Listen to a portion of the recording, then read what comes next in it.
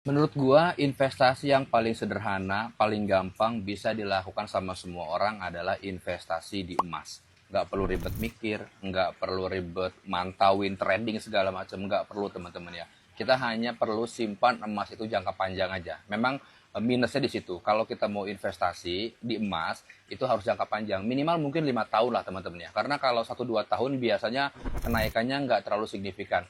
Yang kedua, kadang-kadang emas itu kan fluktuatif ya gitu. Nah, kita tuh harus pinter-pinter guys. Kalau kita mau beli, pastikan pada saat emas itu lagi harganya turun, ya. Dan pada saat mau jual, itu pastikan juga emasnya lagi tinggi. Dan biasanya emas itu siklusnya per 5 tahun tuh melesat gedenya guys ya. 2020 tuh emas sekitar 800 ribuan. 2025 itu 1,7 guys. Gila sih ya. Parah banget kan kenaikannya kan. Nah, makanya per 5 tahun itu cocok banget tuh. Teman-teman kalau yang tahun ini 2025 mau investasi di emas, itu menurut gua cocok, tapi nanti jualnya jangan buru-buru ya, kecuali mungkin ada sesuatu perang dunia, naudzubillah min dalik misalnya kan, tahun depan emas pasti nambah tinggi tuh guys ya. Jadi kalau mau investasi di emas tuh sebaiknya di, menurut gua minimal 5 tahun sih ya, karena emas ini adalah investasi yang paling, menurut gua paling gampang.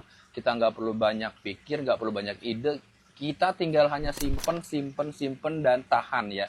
Jangan jual dulu kalau belum butuh-butuh banget, apalagi kalau niatnya investasi ya, investasi buat sekolah, pendidikan dan seterusnya, itu bisa banget ditabung lah ya, seperti itu teman-teman.